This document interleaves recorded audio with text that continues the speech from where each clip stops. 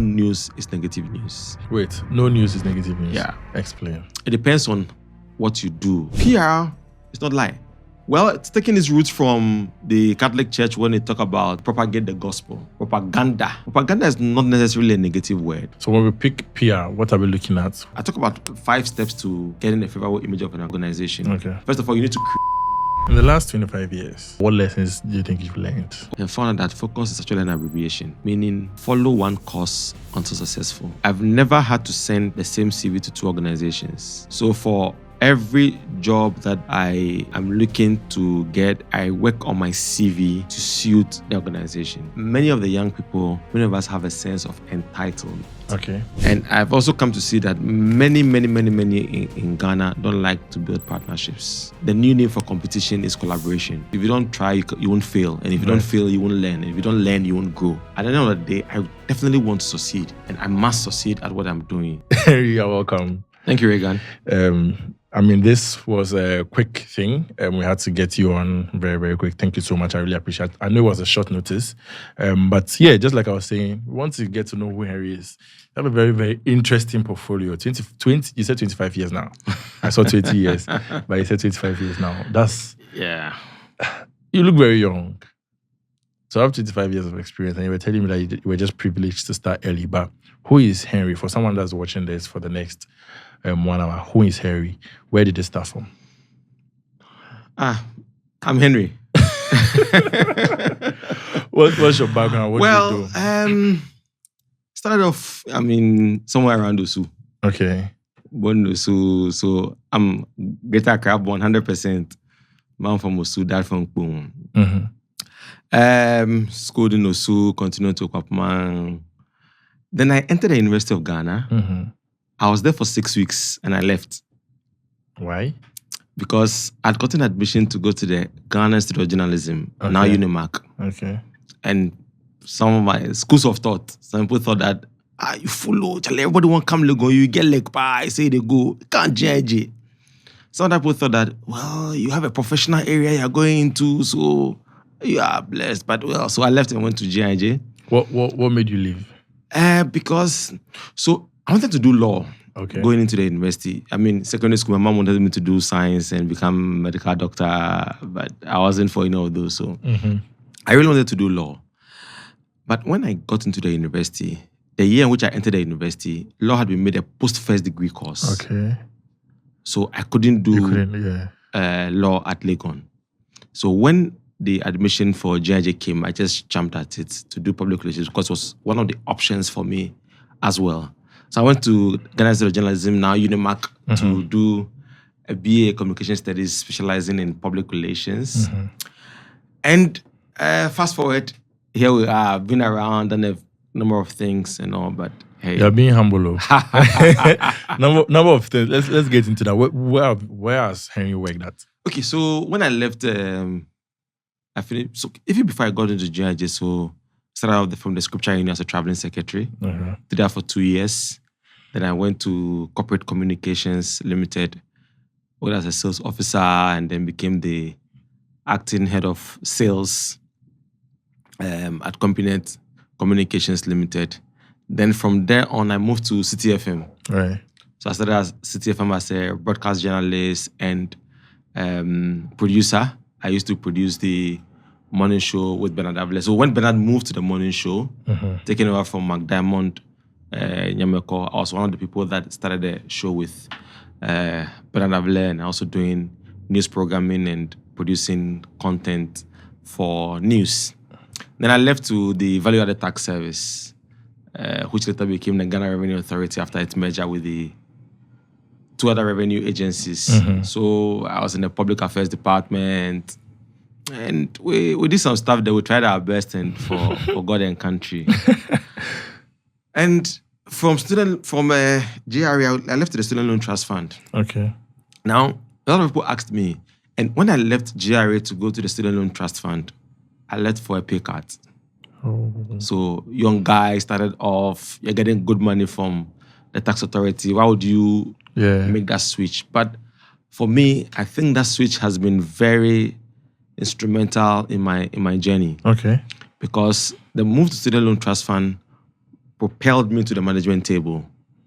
So as head of PR for the Student Loan Trust Fund, having been a former student leader when I was in the university, I had a very cool relationship with the students, ensure that there are no demonstrations, we relate with them, and all of that. Knowing what I did when I was in school to get our student loan, Yeah, so it really propelled me to the management table, gave you exposure to boardrooms, doing presentations to board, etc. Then I left to go to the Dominion University College as marketing and corporate communications manager. Privileged to work with Dr. Ekos, who was president of the university. We did some things there to grow the university. And then from Dominion, we moved on to Metropolitan Group. Metropolitan Group is a company listed on the Johannesburg Stock Exchange. In Ghana, they operate 3 lines of business. So they have Metropolitan Health Insurance, Metropolitan Life Insurance, and Metropolitan Pensions Trust. So I was brands and communications manager for the group. Then we moved on to Media General. So to Media General, I started off from 3FM as head of news and current affairs. So we set up the 3FM newsroom, set up the station, and got it inaugurated and started running. Then I moved on to become the coordinator of the 2016 elections for Media General. So 2 television, 4 radio stations, 2 online platforms, 2016. And at the end of the election, I think there was research by CDD and Codeo that I judged the Media General coverage as the best in the country. It was one proud moment for me, having led the team to do that. And then from the elections, I moved on to as head of news planning at Media General to, so we had TV3 separate from 3FM, separate from Onua TV, separate from Onua FM. So we worked on a project to merge the newsrooms, put them together so that there's one newsroom where you are generating content for various platforms. So we worked on that project, and then I was assigned to the online business to go run 3 News as head of news and current for 3 News. And then fast forward, I still at Media General became the group head of corporate affairs, we call it, group head of corporate affairs and CEO of the 3 Foundation before I moved on and transitioned to UBA. So UBA joined as head of corporate comms. Even before I could be confirmed, I was now appointed head of marketing and corporate communications.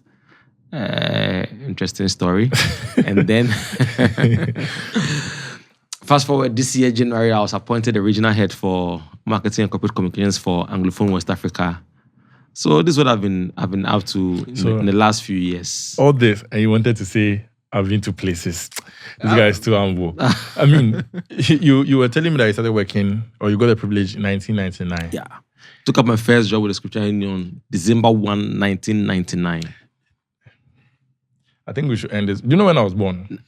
No, I mean, it's not a public record right now, but I mean, that's how long we've been doing this. 25 years. Comms, marketing, talking engagement, building brands, building reputations of individuals, of organizations, of issues and the public. And so we just thank God for how far He's brought us. Wow. So you've done media before, CTFM, Media General and all that. So why did you say you're camera shy? I've got you. One thing that I think, I've not really worked in the corporate space before, right? I was fortunate to get into the remote space very early, right after uni. But I know it takes a while to grow in that space, right? What do you think made you different? Because looking at all these things, looked like you had some kind of leverage to be able to get into these spaces and get some of these roles, right? You said even before you got into, UBA, you were appointed this and this and that. That's even before even starting. So what do you think gave you that leverage to be able to climb the corporate ladder? So I can never underestimate the God factor in all of this. I mean, it's been God. Yeah. But I can say that I'm very bold. Okay. I take on things. I am driven by the passion to succeed. And I want to get things done. So I do remember in the public service, when I worked in public service, that he asked you can't do this here. I said, what's the big deal? Let's try. What's the worst you can get? It's a no. Yeah. right? So I'll try it out, I'll push things, and happy it goes through. So I've been privileged to do some things that because I take on challenges and I want to, succeed in doing the things that I do. Of course, if you don't try, you won't fail. And if you don't fail, you won't learn. And if you don't learn, you won't grow. So my path has been trying things, failing, getting back, reworking them, doing them to succeed, because at the end of the day, I definitely want to succeed. And I must succeed at what I'm doing. So that has been the path for me, doing things that will work and to bring value. At the end of the day, every conversation ends with value. I don't know, you ask yourself, what are you putting on the table? What are you putting on the table? What can anybody take away from what you have done? And how do you show the value that you have brought to the organization in terms of the work that you do? And that is very important for me. And I think that's been very instrumental in helping me to climb up the ladder. Moving from, even before that, you mentioned you wanted to do law. Yeah. Right. Then you got the chance to do PR and all that. This was not something that was part of your plans or maybe your life. Growing up, we all make plans. I want to do this, I want to do this. What I wanted to do when I was in JHS, I wanted to be a doctor. I got to a point I wanted to be a lawyer. Then I wanted to do business. Then I was like, let me do computer science. Then now I'm a content creator. I'm a creator. Two different parts. Right? Do you think PR was something that just fell in your way, or you think you had a passion for it somewhere in you? So it was an alternative for me. Okay. For law. Okay. Like you said, different things that you wanted to do. So when I was going to the university, I don't know what happens these days, but then you have to buy forms for all the universities in Ghana, hoping that you will get the courses that, it was more than the course offering that you would get. But for me, I didn't apply to Tech, I didn't apply to UCC, I didn't apply to any of the places. I just took two, Raygan and GNJ. Because for me, GNJ was a strong alternative for me. And in GNJ, I knew that I wanted to do public relations. So when you got in there is other public relations or journalism. Then now there are a lot more courses being offered at Unimac. And I remember when I went in, my dad and one of my lecturers, Dr. Osekojo, who is a lawyer, they impressed on me and tried to get me to go do journalism. I said, no, journalism is my thing. But I did take courses in journalism, even level 3 and level 400, because I wanted the skill. And it came handy when I had the opportunity to work with CTFM and for Media General. But I knew that, for me, it was going to be public relations. So I took that path, and it was a strong alternative to law. Good enough, I'm not a lawyer. I didn't get to become a lawyer, but I'm again privileged to have done some course in law. So I've done a master of law in corporate and commercial law. Okay. So I'm not a lawyer. I'm not learned. Yeah, be careful with that. Yes, I'm not learned. I don't, I'm not part of the legal profession, but got some basics and based on my interest in law. And who knows? You never can tell. Let's go back to the corporate question I spoke about in terms of you climbing the academic ladder. You mentioned you were bored, trying on new things, failing and all that. But then let's pick the corporate space in general. Maybe you're working in a bank, you're working in any company at all. What do you think people need to set them apart? We're talking about communication, whatever. What do you think they need to be able to set them apart? Like I mentioned, I've never worked in the corporate space. I don't know how things are done there, right? So how does it work over there? So it's a lot of structure and process. So you've got to be able to follow the procedures laid down. Okay. But at the same time, you've got to be able to be bold to question the status quo. Okay. Because that's what brings growth. And for me, that's what brings me satisfaction. That I was able to contribute to the development of this. So if I go somewhere, I'm not quick to go and run down whatever happens there, but I take my time to. I've been to some organizations that I worked that for a whole week I did nothing but just observe and understand the business, what happens there, what goes on. Some place I've done 2 weeks of observing to understand the details of the organization. So you've got to understand, you've got to follow the process, but you also got to ask questions. There are powers that come to play. You've got the authority power, people who have positions there. There's the knowledge power, people who are knowledgeable about the person, all of that. And you need to be able to understand how to manage and network your way around all of these people. One of the things I tell people is that management is not the resources that you have been given, the human beings and either cash or resources you've been given. But management is, for me, managing up, managing down, managing lateral. Managing up, down, lateral. Okay. Because you've got to be able to manage your boss. So, wherever I've worked, my boss is my responsibility to manage, to understand that he will not get his way, I won't get my way. It's a win-win situation for everybody. And I've got to understand how my supervisor is thinking, what he would do. Can I represent him when he's not there? Right. Can I stand in his stead and do what he would do? If something came up, what would he think? What would he say? Can I speak for him? I need to be able to do that. Then again, the peers that I work with, what do they think about issues? How do I get them to buy into my ideas or what I want to do? How do I bring them on board, support the project that we are going to drive together? And of course, the resources that you have been given, which is what a lot of people tend to focus on. The human beings you work with or resources you've been given are also important in terms of how you build your team to support the project and all that. So those things are important. If you're able to put all of this together, I think that it would set you apart and help you to climb up and grow. Wow, this is my first time hearing managing up, down, and lateral. So in terms of managing up, you're managing your boss, your supervisor. Yeah. It's a very difficult thing. Super. Especially because of where we are in as people, Ghana, Africa, right? Yeah. It becomes a very difficult thing. Oh, maybe you don't respect and all this kind of. So how can someone do something like that? You mentioned something which I really like, because I think I told someone the same thing. If you're working with a team, what's happening is you are learning. So for example, with my team, I'm learning them, they are learning me. They need to be able to know what Raygan would do in this instance. What I also need to understand what they would do if they had, this problem, this solution, and all that. So I really like that. But how can someone do that, especially managing up? It's not a very easy thing, but it's also very easy. So, when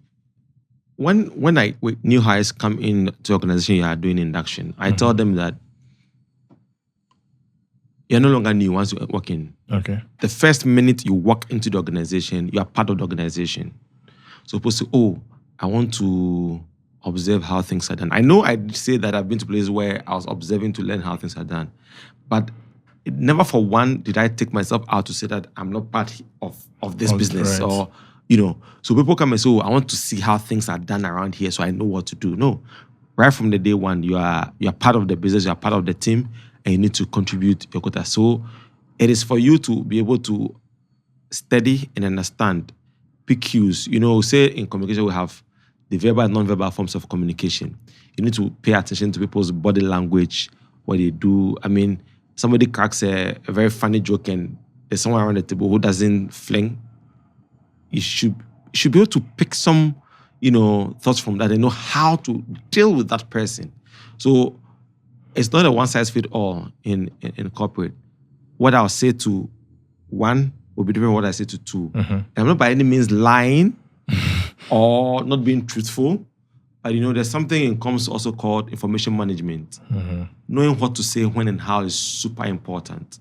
And for me in comms, having gone to the top of the communications ladder, you have wealth of information available to you. What I say to somebody is super important. So I need to be able to determine what information to give us at any point in time. So you need to understand the people that you work with. You need to be able to pick their non-verbal communication to help you to, I don't want to use the word profile, but kind of understand them to know how you are going to engage them. And that way, it will help you to succeed and to grow. Oh, thank you so much for that. Now, let's come to PR. I think it's one word that has been around this year, last year, elections, you hear PR. Is it lying? Are you people lying to us with your PR stuff? On the contrary, PR focuses on the truth. Okay. If you look at the ethics of PR and you follow the code of ethics of public relations, you've got a global standard, the Africa Public Relations Association, and the Code of Athens, which was passed in 2001. Okay. Talks about the fact that PR focuses on truth. Oh. So PR is not lie. Well, it's taking its roots from the Catholic Church when they talk about to propagate the gospel. So propagation. So propaganda was how people looked at it. Propaganda is not necessarily a negative word. Right. Propaganda is packaged information. You have packaged information for people. So, why do you buy a particular brand of a phone? there are things you like in there, right? So it's like selling the phone to you. So I come to you with the information packaged in a way that will make sense to you, that you would find value from that communication and helps to address a need or a concern that you have. So that's the roots of it. But any PR practitioner will tell you that PR actually focuses on what is true. Okay. So when we pick PR, what are we looking at as public relations? Public relations, you're looking at managing image and reputation. Okay. And it's not, it's not what we say the organization is, but it's about what people think about the organization, what people see the organization to be, or people see the person, because you can do PR for someone, an individual. Yeah. You can do PR about an issue. So, like, what Ken and the team are doing about Galamsey. Mm-hmm. So there's some PR and conversations around Galamsey. It's not an organization, it's not a person, but of an issue. Right. And how you can build. I talk about 5 steps to getting a favorable image of an organization. Okay. First of all, you need to create what you want people to think of the organization. Okay. So what do you want people to think about the organization, of the person, of the issue at hand that you are looking at? Then after you think of what you want to create for the organization, you enhance that image. So I want to be known as this. You get to a point where you enhance that, and then you protect it, because there are safeguards. People will be throwing things at you. So we've heard of the more like the guerrilla warfare. You have competitors, you have others who will be throwing mud and things at you. So you need to be able to build a safeguard around the image that you are trying to build. When you've been able to build protect the image that you have, you now leverage on that to propagate that message or blow it out for people to get to know. And that's where you get to favorable image. It takes a very long time to get to building an image of an organization, of an issue, of a thing, but it takes a second to drop it. Because one negative issue that happens can finish the organization. So you mentioned you need to create what people need to know. You need to enhance it. Yeah. Is there a reason for enhancing it? Because you can't stay where you are. You need to go. You need to move it. And look, we talk about brand ethos and personalities of the brand. Okay. It's just like any living thing. So you need to grow. You need to move it from step 1 to step 2. And so you look at how it goes. If you look at the academic definitions of PR, it talks about it's a deliberate plan and sustained effort at establishing mutually beneficial relationship between an organization and its publics. I did this like how many years ago? I was surprised to remember. Yeah, and then IPR Ghana talks about it's a distinctive management function that counsels organizational leaders to make certain decisions. So, building relationships, it's all that is about. So you are building a relationship between the organization and its publics, or the people that your stakeholders.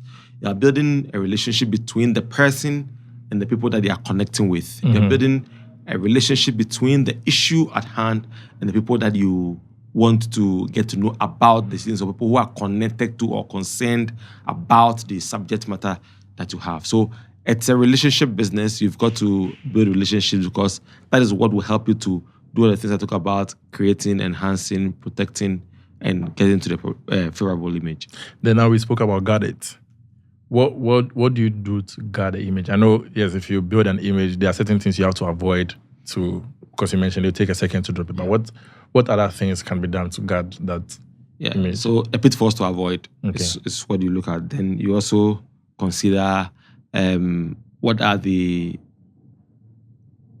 there's something we call environmental scanning or a communications risk audit.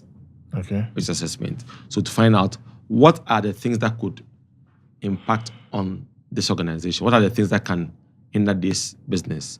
So you look at all of those things, and once you are able to identify them, it helps you to put in place the safeguards or the measures to prevent their occurrence, or if you cannot, and they must occur at some point in time, to reduce the impact of that negative thing that is happening in the organization. Those are the ways by which you can protect the organization, because if you just leave it to chance and the worst happens, you are now going to be doing firefighting and trying to deal with the matter. But if you are prepared for it, even when it comes, we'll be better prepared to be able to deal with and manage the issue.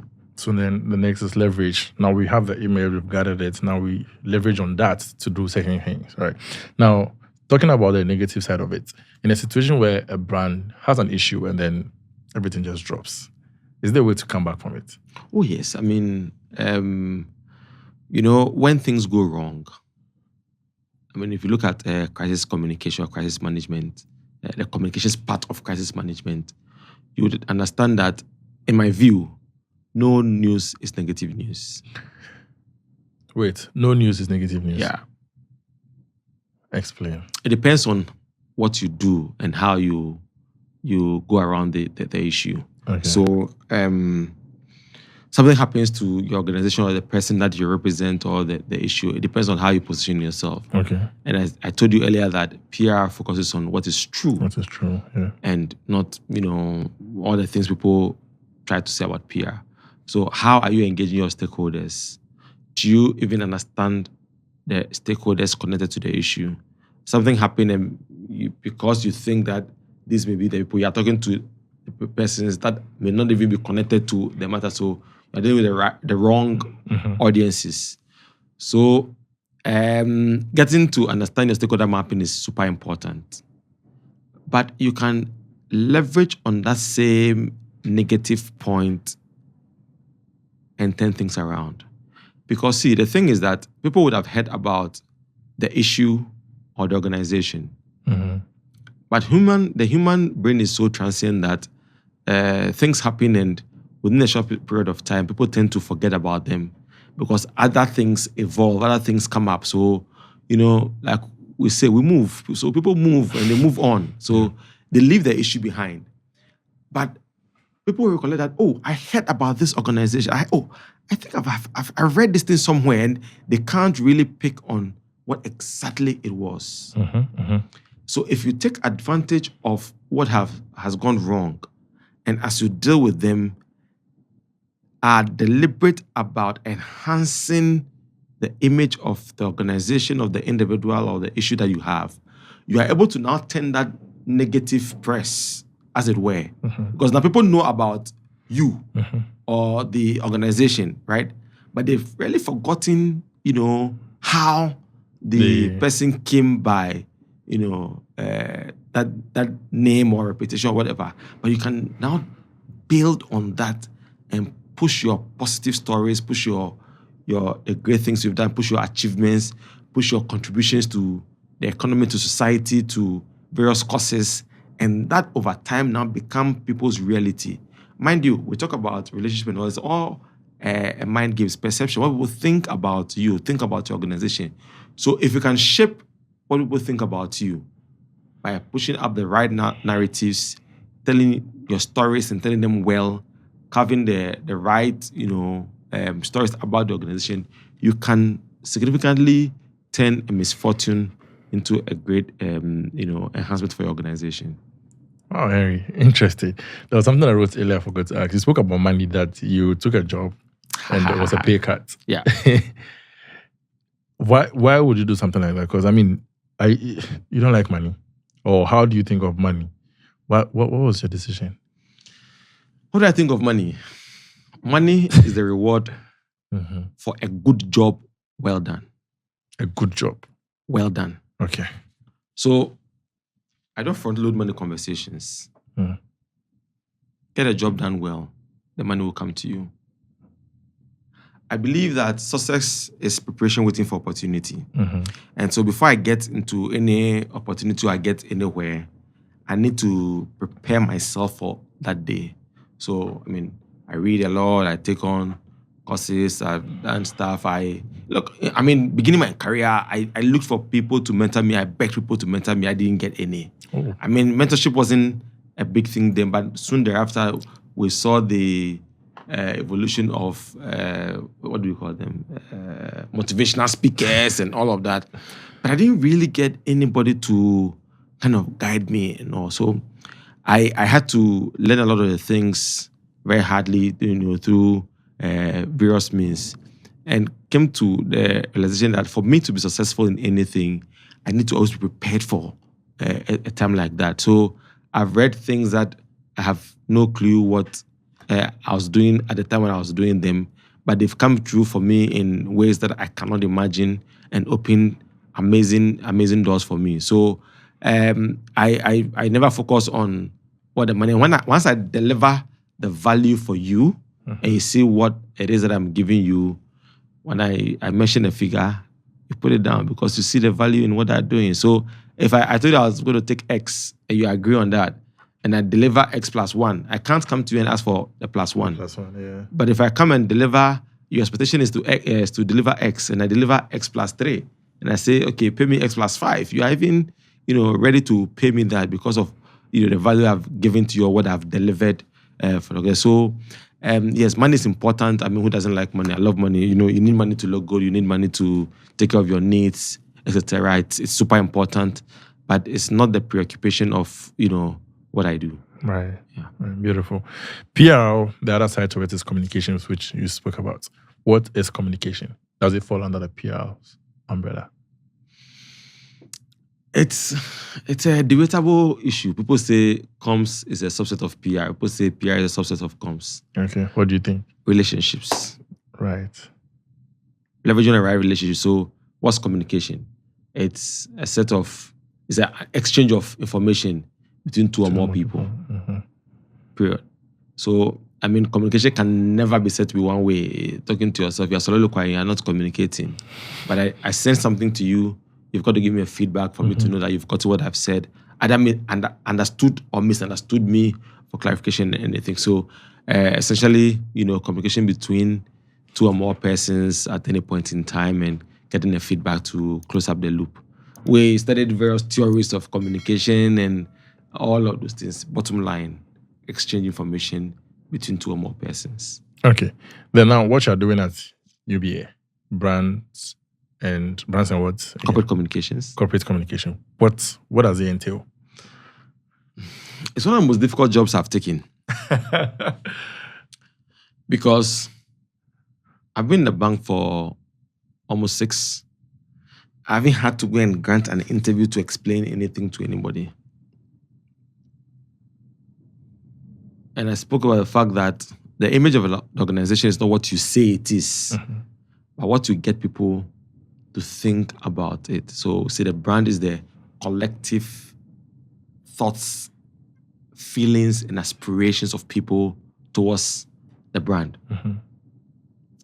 And I work for a global brand that operates in 20 countries in Africa, in 4 financial markets, in London, Paris, Dubai, and New York. And so it's a difficult thing to do, working with different culture and nuances. But being able to, the marketing job itself is a full-time, thing to do. I'm talking about product communication, I'm talking about promotions, I'm talking about channels. You want to deal with brand management, brand alignment. I mean, a whole suite under marketing. Then, of course, the comms area that comes with a whole lot of, activities on its own: internal communication, external, media relations, event management, speech writing, CSR. So a whole gamut of things. And so being able to put the two together to deliver the image of what people think about the organization, it's not something that is light, but by the grace of God and working with the teams that we have, we've been able to push the brand thus far, and we'll continue to work towards enhancing the image of the brand. I like the part you just mentioned, working with the team and all that, because at the end of the day, you're working with a couple of people. You're working with stakeholders, CEOs, and all that. What's the conversation like in terms of trying to get them to buy into your plan or your strategy or what you're coming up with? So my own leadership style is more conversational and collaborative. So right from the newsroom in Media Journal, I don't wait for journalists to finish their story before you go and sit down, editor, what you pen. I come to edit what people have written, or wait for people to finish the job and bring it up to you as a supervisor. But I work together with the people. Okay. So Raygan, I need a plan on a project we're going to do. So as we're working on it, I come and said, I hope you've thought of this idea. Are you adding this? What was the conversation around media? How are we going to do media? Are we invited? Are we going to do a release? So while the project is going on, I'm part of the process. Okay. So by the time it comes to me to review, we're about 90% done. So hardly would, and I do that not to put a lot of burden on the teams that you work with, because sometimes they'll do something and bring to you and you realize that they've spent a lot of time and energy to think through the job and to deliver something for you, but doesn't quite meet your expectation. Some people also will say, you've brought him rubbish. I don't think anybody would produce rubbish, right? Yeah. Because they spend time, they spend energy, they spend resources thinking and trying to bring out what they've developed. But you ask yourself, what was your expectation and what directions did you give? And which is one of the reasons why I work through the task with my people, so that by the time it gets to you, you're about 90%, through where you want to be. You add on and stuff, and then you're good to go. I say that my team works and I take the credit. Because really, I mean, as a leader, that's what you do. You manage the people. I talk about management and resources and all of that. They work. I'll take it and take it to my boss. Right? Yeah. Or take it and move out to the people on the lateral, my peers around the management table.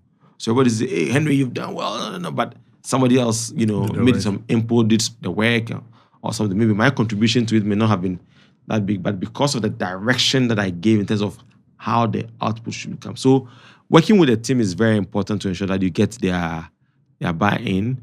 And one of the things I believe in and I say a lot to my team is, when we know better, we do better. So I talk to my team. There are times we schedule one-on-one sessions and talk about life, talk about family, and give feedback on where people are not doing well and I expect them to improve on, so that we don't wait for, appraisal will come, you go see. No. We have open, frank conversations to get people to understand where they need to improve, what we need to do to change their stuff. And I'm always thinking, so what we did yesterday that worked, we'll come to them, we are going to do something similar. We may not use the same approach, we may not use the same thing, because I'm looking at how can I be, and I'm competitive against myself. Okay. How can I become one better than what I did the previous day? How can I become better than what I did the last time? So we're looking at improving, and continuous improving. So yeah, you work with a team, you offer direction and leadership, but also support to ensure that you are building the the output that you expect from the teams. Now, to the team parts you just spoke about, nice bit there in terms of managing the team. But then how do you even build a team? Because one conversation I've been having with one of the guys is even team building, because it's a very, very difficult thing. Super. And at your level, it now involves you hiring people and then having the company paying them. It becomes very, very risky, because if you pay them and if you hire them and they're not adding anything to the organization, you work. I mean, I've come to see, Ghanaians are very nice people. We don't want to offend people's sensibilities. And I mean, I've asked people to work. I've asked people to say, hey, look, we tried this, it's not working. I'm sorry, but yeah, end of the road. So when we do interviews to hire people beyond your technical competencies of what experience you have and what you can bring to the table, I also look at the soft skills, the soft sides, the attitude, willingness to learn, your desire and passion, what drives you. And those things are important factors to get the job done.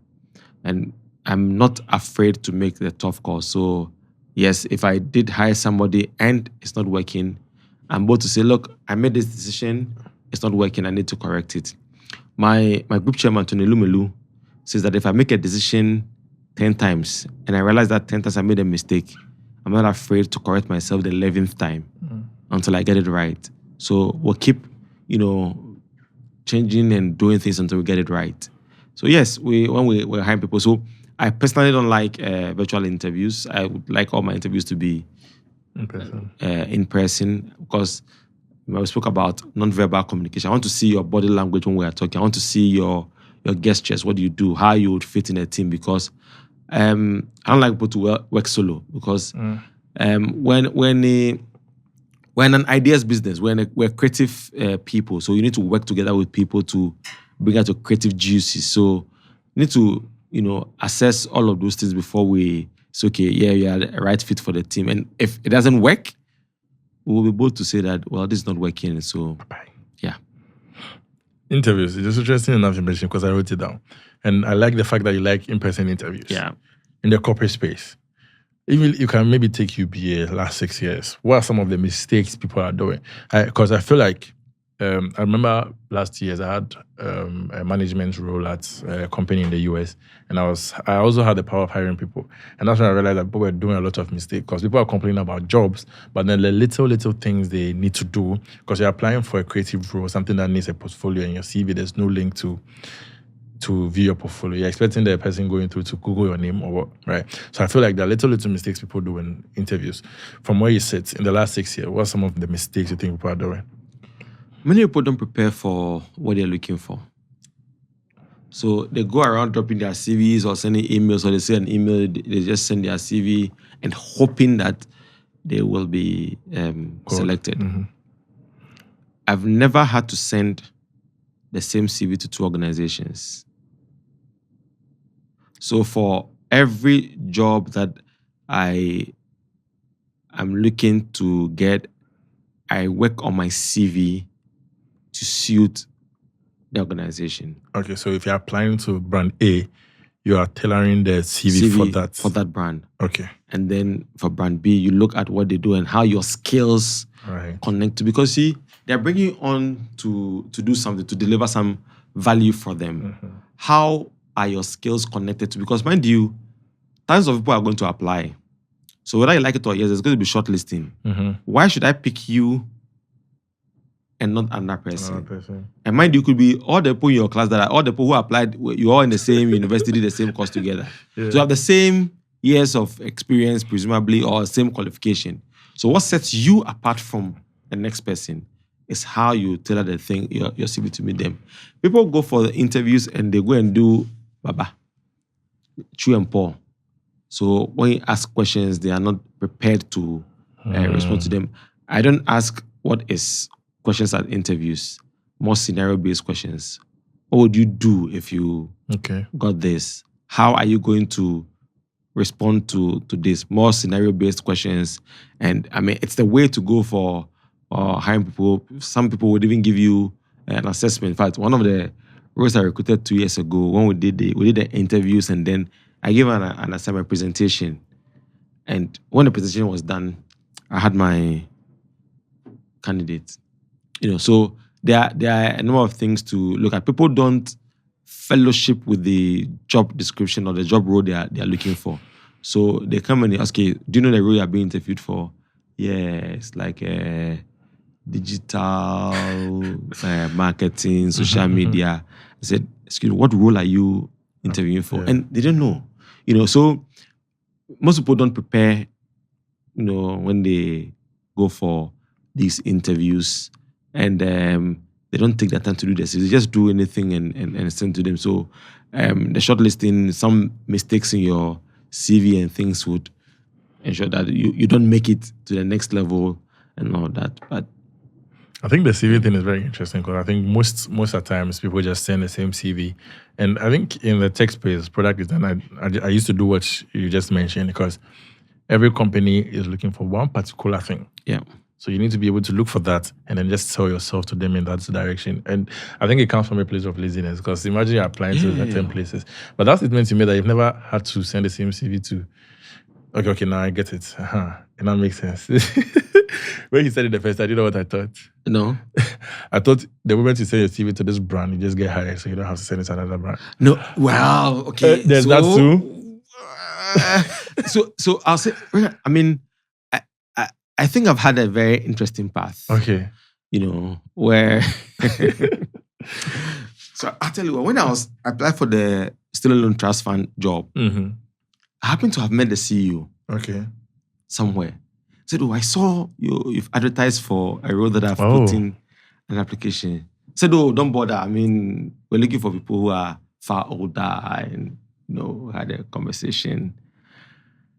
But I had already put in my application. So, I was not discouraged, but as a human being, naturally I was down. But I said, hey, let's see what happens. Then I got invited for the interview. Like, okay. Interesting. So what happened? So I was going to go for the kill. I should not go for the interview and not get picked. And at the end of the interview, I'm told by, I would later find out that there was night and day between myself and the other applicants in that particular round of interviews, because I prepared for, what I was going to do. So I mentioned that I've been a former student leader before.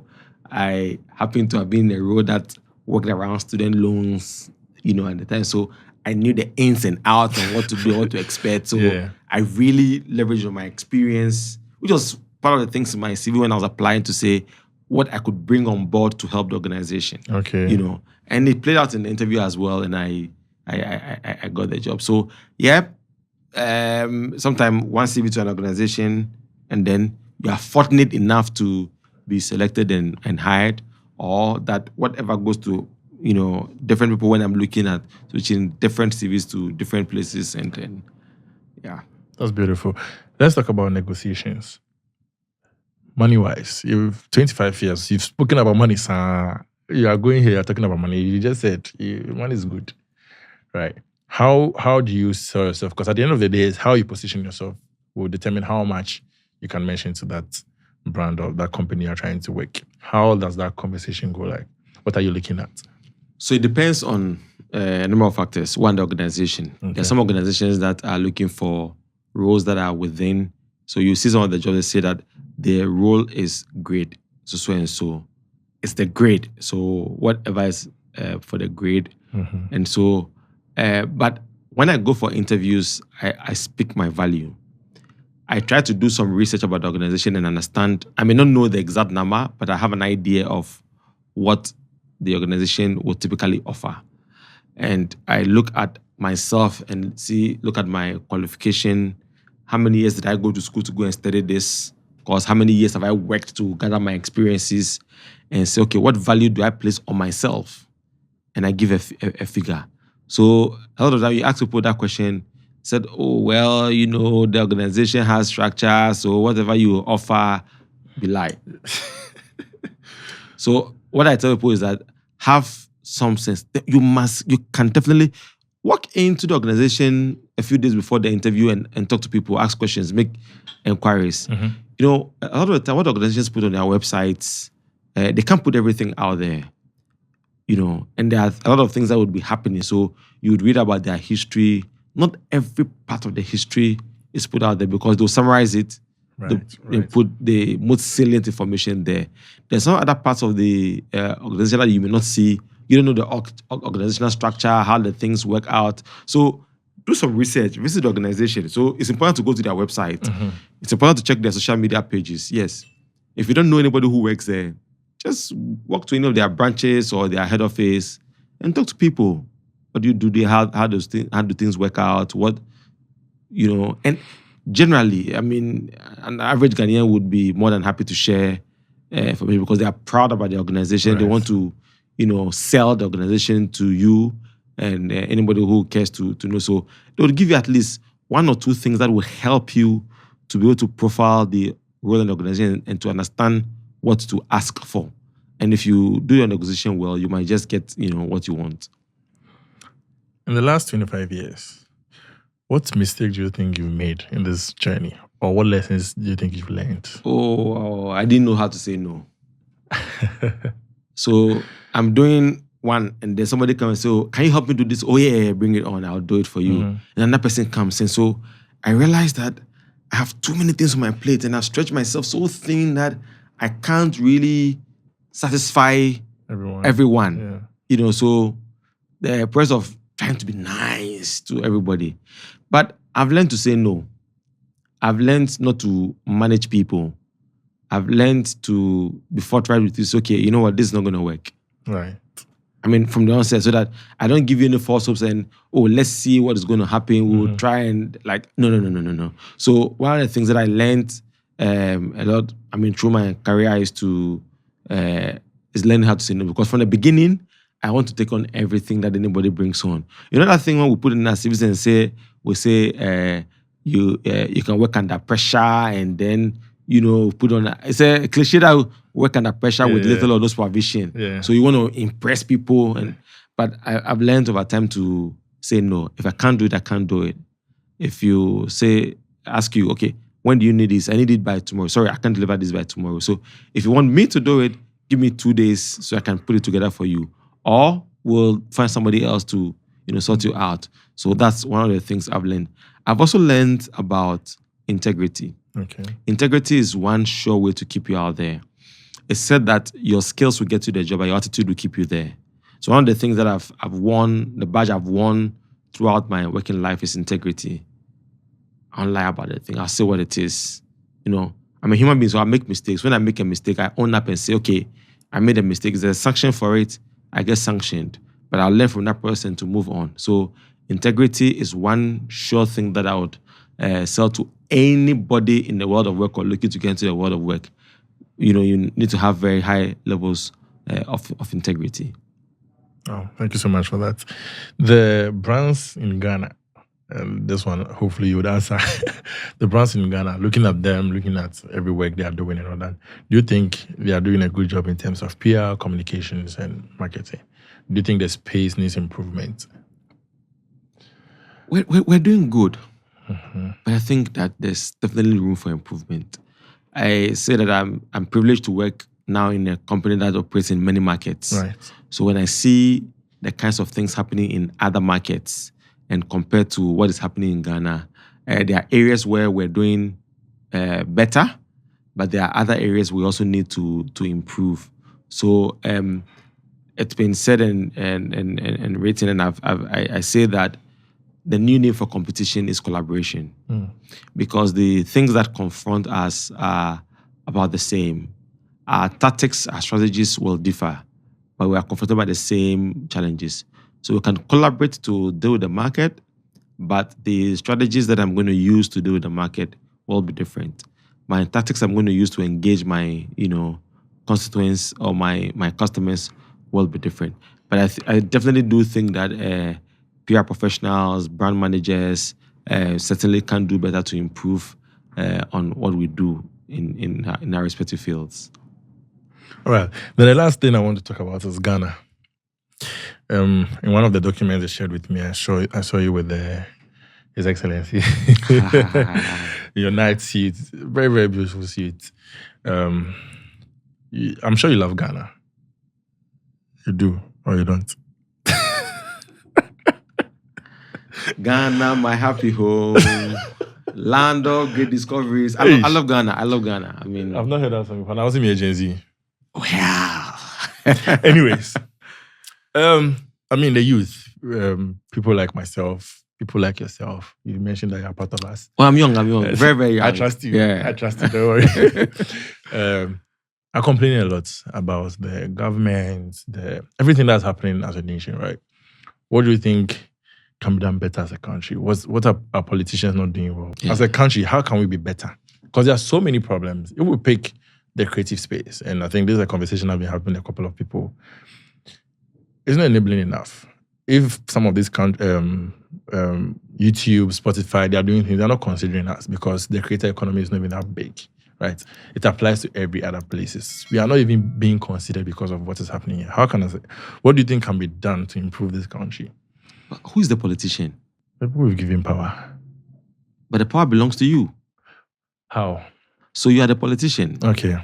And I think that, so many of the young people, many of us have a sense of entitlement. Okay. I'm Ghanaian. I've gone to school, so I must get a job. I listened to my pastor preach on Sunday, and he says that sometimes we think that God owes us an apology. Because why is it that I sat in class with Raygan and he's got a job, I don't have a job? How is it that we all left school the same year and he's driving a car and I'm working, still doing Trotsky? Or why did my mother have to die? Because, and so we have that sense of entitlement to everything must work for us in a certain way. Right. And I've also come to see that many in Ghana don't like to build partnerships. We like to go solo and do our own things. When we build partnerships, believe you me, if you bring all content creators in Ghana together and put your voice together to achieve a goal on something that you can agree on, believe you me, the powers that be will hear you. But it's because you are doing your own thing somewhere, somebody's doing their thing somewhere. Everybody is in their own space trying to fight for. Yeah. And, in Ghana, I think that many people don't innovate. So I see brand A doing something, and I like, so, the next day I copy what they are doing and start doing it. Or somebody's selling roasted plantain here. The next day I come and put my table a few, meters away from the person and just do the same and start the same business. Yeah. So when they come and there's a queue here, and then they hurry, they'll move to the next place, and then they also begin to get some market share. But we have not innovated enough. So I think that, yes, it's not rosy. The issues of unemployment is real. The government definitely has got a role to play to create an enabling environment so that private sector players can expand, can scale up to employ more people, but also that the young people can also be innovative and do things. So the Tony Elumelu, through his foundation, gives out $5,000 to young people across Africa, free money, seed capital. So even if you have an idea, the idea is so good, it's innovative, you get your 5K, every year. Or you started something and you need to expand and you show, put in a good proposal, you get your 5K. But many of us don't want to subject ourselves to go through the process of getting that. So how can we get better? We need to be consistent at the things that we do. I've said that those of us who have been looking for jobs, like, white collar jobs, where a tie, dressed like a neo-colonialist, like I've done here, to go sit in an office to work, are not patient to work well on their CV, ensure that the cover note is properly written, their CV is free of mistakes and everything to go through.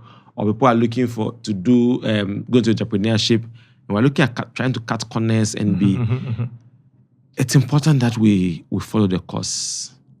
And if we do so, we'll be able to win. The other thing, and I made a point about the fact that in my career, I try things, I fail, I come at them.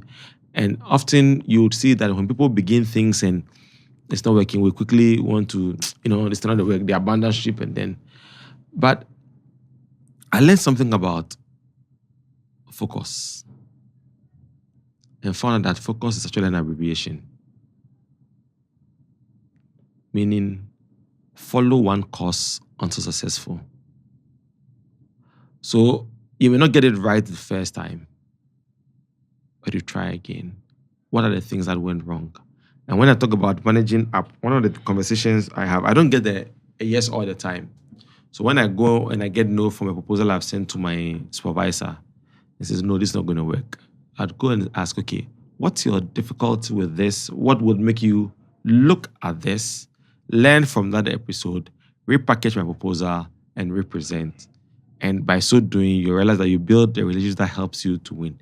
So we start things that may not be working, not necessarily because we are doing there may be some mistakes that we need to correct, things we need to fine-tune here and there, but you need to keep the course. And if you keep your focus, you follow one course, you'll definitely be successful. Thank you so much. And I agree with everything you've said so far. We have a final 7 questions. Just 7. Okay. 7 questions. Yeah. Okay, let's go. Rapid fire kind of. 1. What's a lesson life had to teach you the hard way? That all things are not rosy. I mean, life is not a bed of roses. Difficult times will come, but you have to weather the storm and navigate. Right. What's a skill everyone should learn, but most people don't? How to network. I agree. How to network. If you could time travel, but only once, Where or when would you go? Could be a year, could be a place.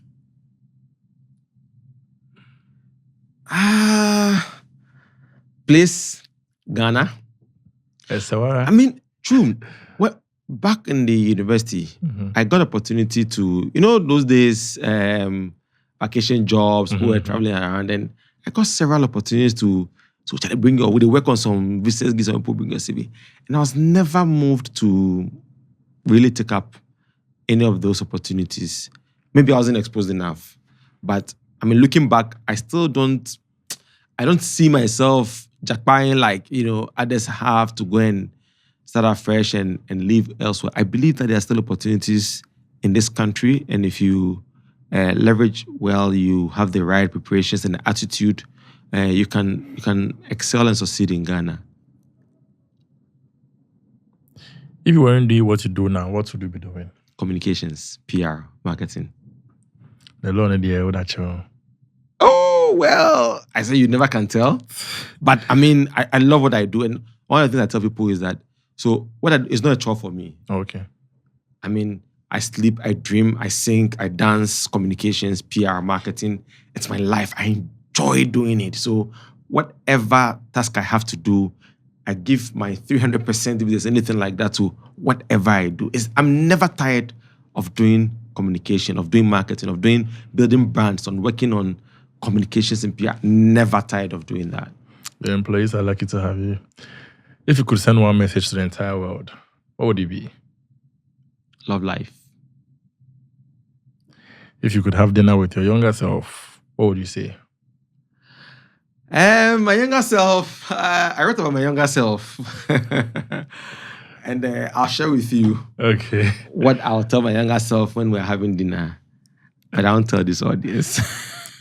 You see, that's what happens if you are the host. If you could invent one thing to make life easier, what would it be? Invent one thing to make life easier. Something that helps us to communicate. I mean, there are lots of inventions, AI, speech to text, text to speech, language translations, but something around that area of communication, because I think that communication is a bridge to life. Okay.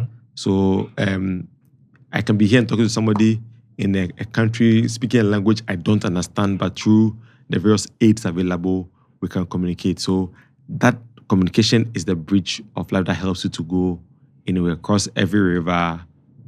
Yeah.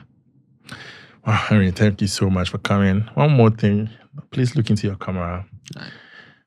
You were on TV one time. Please tell them to subscribe. Okay, so my name is Henry Dottey, and you've seen me here. I'm sure you love what you are hearing. So subscribe to the channel, like, share, comment. I mean, we've got to make this to be the top, the most watched video yet. So share with somebody else, like, comment, and let's see how it goes. Wow, beautiful. Thank you so much for coming. I appreciate it. And guys, we'll catch you in the next one.